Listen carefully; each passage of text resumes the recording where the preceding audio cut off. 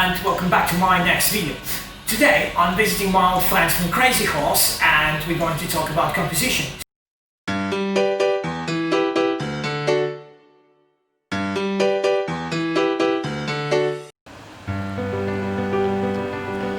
Morning folks! Today we're supposed to shoot a video about the composition in motorcycle photography together with this gorgeous Indian scout bobber from Krazy and the great help of my friend and colleague behind the camera, George from Life on Wheels. Unfortunately, the British weather decided to play dumb and give us rain after 5 days of heatwave over London. Anyway, I'll try to give you my best and show you numerous different challenges I'm facing during my project. George, come on. Morning, mate. Morning. Hello everyone. I'm so happy to be part of this project with you today. Let's see what we can do today. Enjoy the video. Thank you very much, guys. Stick with us.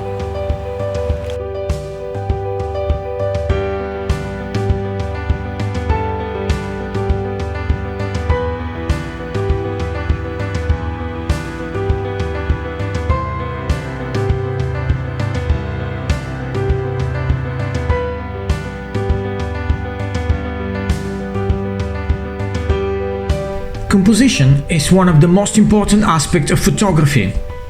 You have probably heard that statement infinite amount of times. Explanation of composition is how the elements involved in your frame interact with each other in a visual artistic way. In most cases, we're able to control this process and tweak it accordingly to our idea of specific physical properties of the photograph elements included in the scene. To make things even more complicated, someone decided to introduce rules borrowed from geometry and math, and even some from psychology. Let's see how all these can be applied in practice to the world of motorcycle photography. There are 4 main ingredients and the way they interact with each other that play a key role in building your composition. Your background and foreground, your bike in relationship to that background, the position, distance and elevation of the camera according to your bike and background, and the chosen focal length. My approach to arranging the elements in the frame is fairly simple. First, framing the background the way that suits my needs. Intentionally trying to include dynamic lines, diagonals and curves. Anything that can help to lead the eye away from the horizontal and vertical lines. Looking for complementary colors might add an additional impact on the composition. Including objects in the foreground or trying to introduce more than one plane as a background will help to make the composition multi-layered or more three-dimensional. Choosing the background according to the photographed bike is half of the job. The surrounding environment needs to complement the bike and prompt for its character and purpose. Once the backplate is framed, it's time to introduce the bike.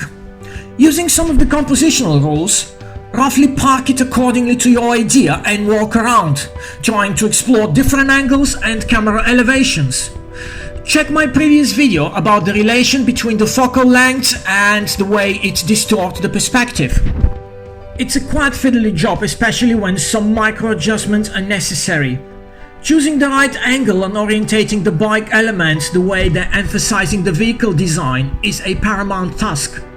Often a minor tweaks can make a big difference in the final image. There are angles and orientations that just didn't work for most of the bikes. Always do your homework and try to find as much as possible for the bike that will be in front of your camera, what's work and what's not. Defining the distance and elevation between the bike and the camera and choosing the right focal length often is a guessing process based on your experience and artistic approach. Choosing camera orientation is partially connected with the type of background. If there are more vertically orientated visually leading lines, tilting the camera's portrait might be more beneficial. Sometimes featuring a large portion of the background in portrait orientation might overpower the main object and make it insignificant. Composition in photography is a strictly subjective matter, and describing something as well or poor composed is more of a case if the discussed image ticks our stylistic checkboxes. However, following the established composition rules is a good starting point and should be one of your main building blocks. Thank you very much for spending time with me and have a good one.